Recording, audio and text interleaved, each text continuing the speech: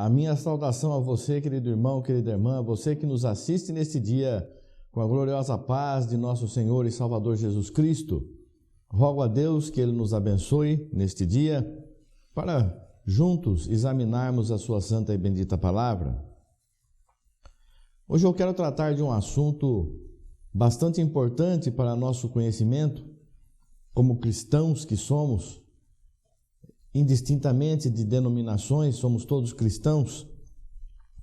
A importância da igreja do Senhor Jesus Cristo, a importância da igreja no plano de salvação, porque tudo que Deus promete, Ele tem que cumprir.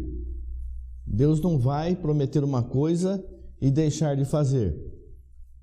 Nós vemos que o Senhor Jesus, em Efésios, capítulo 2, vou ler alguns versículos também do capítulo 3, a palavra nos diz no versículo 11, portanto lembrai-vos de que vós no outro tempo erais gentios na carne e chamados incircuncisão, pelos que na carne se chamam circuncisão, feita pelas mãos dos homens, que era o antigo concerto, a lei.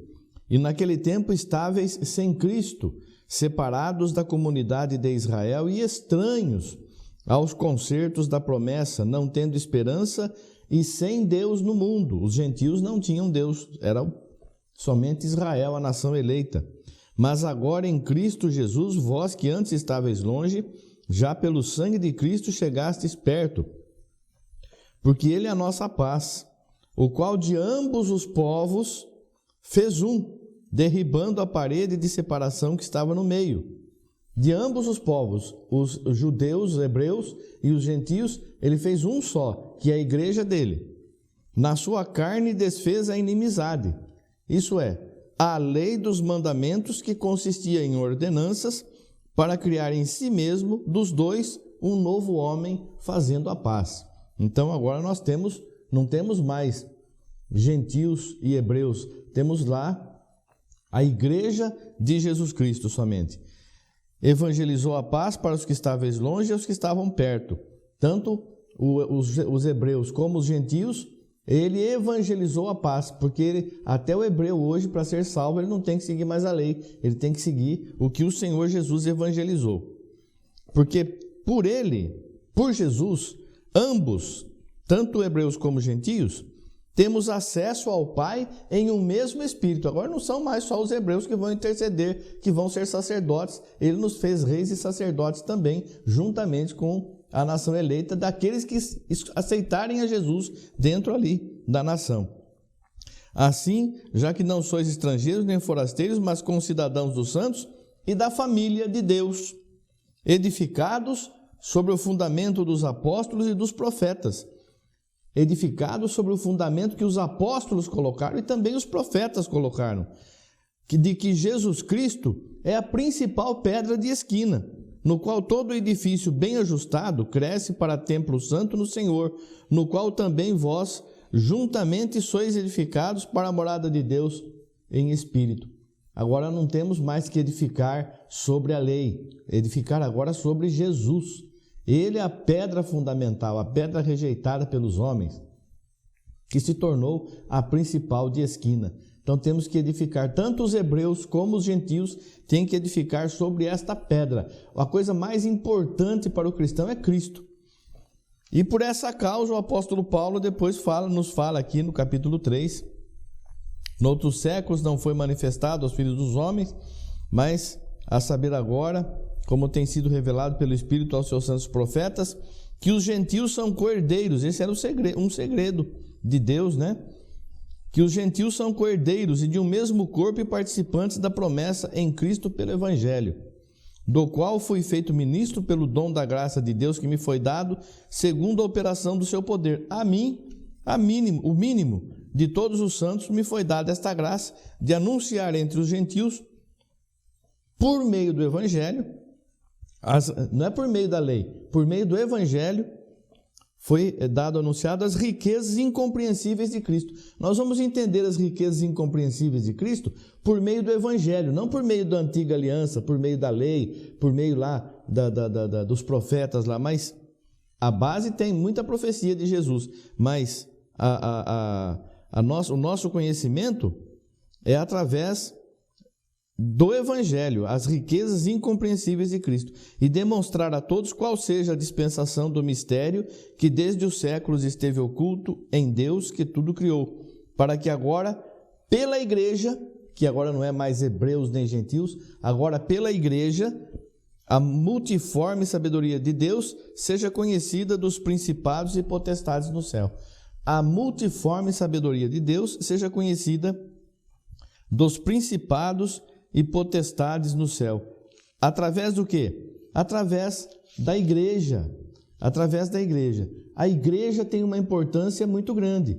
Cristo prometeu ter um povo especial sobre a face da terra. Ele diz que ele tem um povo especial que foi comprado com o seu sangue, que é a igreja, não só hebreus, nem só gentios, mas um povo especial comprado com o seu sangue. Comprado porque pertence a ele agora. Ele retira esse povo do mundo.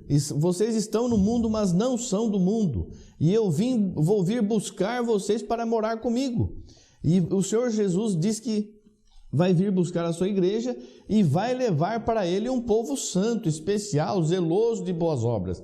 E se o Senhor vier e não encontrar esse povo santo, zeloso de boas obras? Veja em Gálatas, mesmo Gálatas capítulo 2, versículo 20. Já estou crucificado com Cristo e vivo, não mais eu, mas Cristo vive em mim. E a vida que agora vivo na carne, vivo-a na fé do Filho de Deus, o qual me amou e se entregou a si mesmo por mim. Essa é a igreja. Nós que somos parte da igreja, a igreja não é um templo, não. A igreja não é uma denominação. O Senhor Jesus não vai vir buscar a igreja tal, ou a igreja do pastor tal, do apóstolo tal, ou sei lá o quê. O Senhor Jesus vai vir buscar um povo especial, pessoas que fazem a vontade dele, não a vontade da igreja, do pastor, do ministério, a vontade de Jesus. Por isso o apóstolo Paulo diz assim: já estou crucificado com Cristo. E nós estamos crucificados com Cristo? E vivo, não eu, mas Cristo vive em mim. Para Cristo viver em mim, eu não posso dar lugar à minha carne. A minha carne fica em segundo plano. Não vou fazer a vontade minha própria, vou fazer a vontade do Senhor Jesus Cristo. E a vida que agora vivo na carne, como nós, você, meu irmão, minha irmã, você que está assistindo, a vida que você está vivendo na carne, vivo-a na fé do Filho de Deus. Você está fazendo tudo pela fé do Filho de Deus? A fé que o Filho de Deus nos dá, nos trouxe, nos mostrou, nos ensinou, nos evangelizou? É assim que você vive? É assim que você trata as pessoas, como Jesus também tratava? Você é cheio de verdade, cheio de boas obras, de amor pelo próximo, pelos irmãos, fazendo tudo para glorificar o nome do Senhor Jesus? Ou você é uma pessoa falsa, enganosa, mentirosa, que faz tudo para satisfazer o teu desejo carnal, quer ser mais que os outros, quer ter cargos dentro da igreja, porque acha que isso é muito importante? Importante é a tua salvação, é humilhar-se perante as potentes mãos de Deus. Nós viemos para servir, não para sermos servidos, como fez o Senhor Jesus também. Por isso o apóstolo Paulo diz: a vida que agora vivo, vivo-a na fé de nosso Senhor Jesus Cristo. Não vivo mais na minha carne, na minha vontade, porque faço parte da igreja. E o Senhor vai vir buscar uma igreja, e a igreja tem que se apressar para a vinda do Senhor. Como que a igreja se apressa para a vinda do Senhor? A igreja se apressa para a volta do Senhor, fazendo a vontade do Senhor, deixando a vontade da carne de lado, fazendo a vontade do Espírito, não colocando a nossa mão, mas deixando Deus trabalhar em nossa vida, fazer o que tem que ser feito.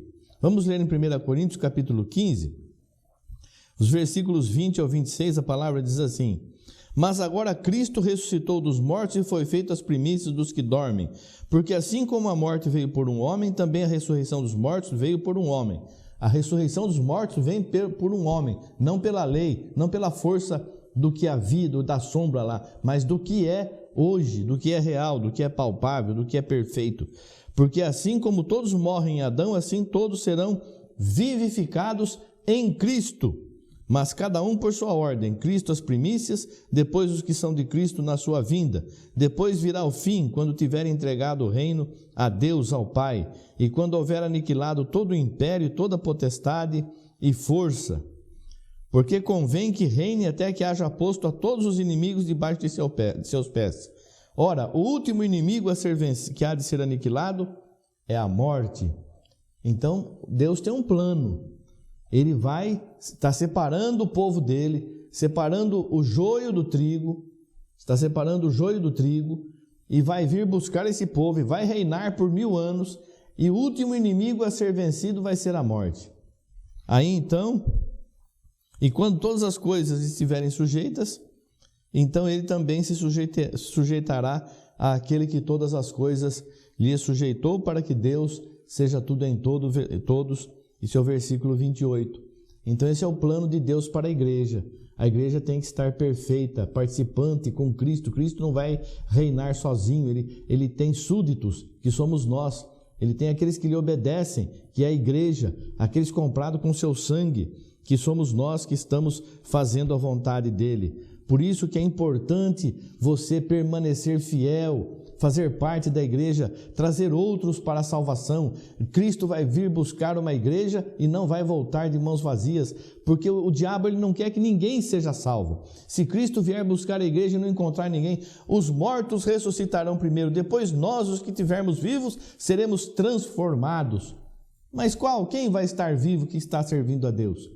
Então, é a igreja, são as pessoas que fazem a vontade de Deus. E você está sendo chamado. Se você ainda não pertence, você está sendo chamado. E se você pertence à igreja do Senhor Jesus Cristo, Ele está te exortando, permaneça fiel, não se dê ao pecado. Vamos ler em Apocalipse capítulo 12, do versículo 12. A palavra de Deus nos diz assim: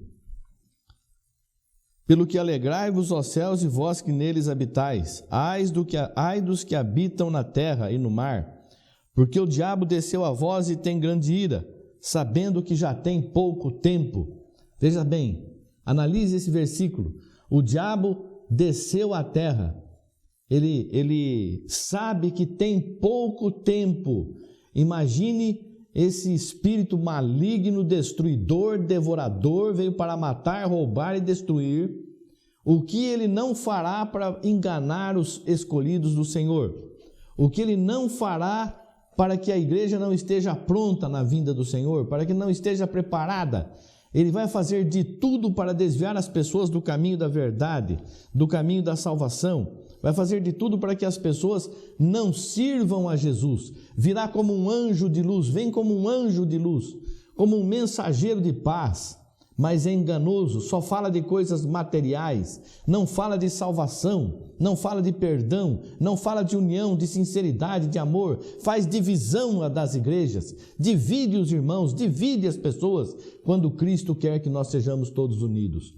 Isso é obra satânica. Quem age assim está trabalhando segundo a ordem de Satanás, está dividindo as pessoas. Nós não temos divisão. Quem é de Cristo, não importa a denominação que está, você pode ficar na denominação que você quiser, mas você entenda que não é só você ou a tua igreja que salva, é Jesus que salva. E se Ele quiser me salvar e eu não sou da tua igreja, quem é você para colocar impedimento?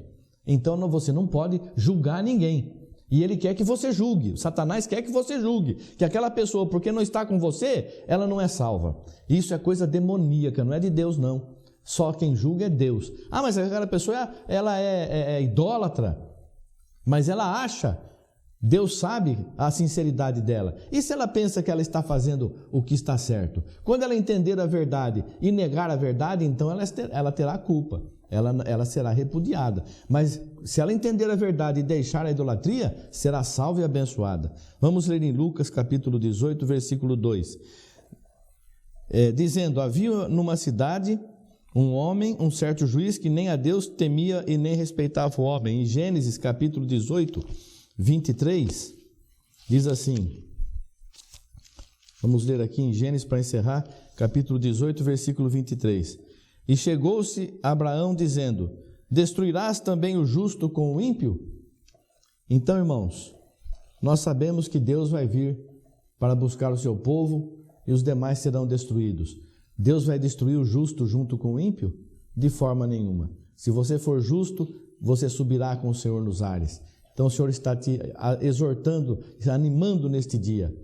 Permaneça na fé, no amor, na sinceridade, na comunhão. Que Deus abençoe você e toda a tua casa, que vocês sejam escolhidos do Senhor e o nome de todos esteja no livro da vida do Cordeiro, o único que pode dar salvação a todos. Deus abençoe a todos, em nome de Jesus Cristo. Amém. Graças a Deus. Obrigado, Senhor. Amém. Amém.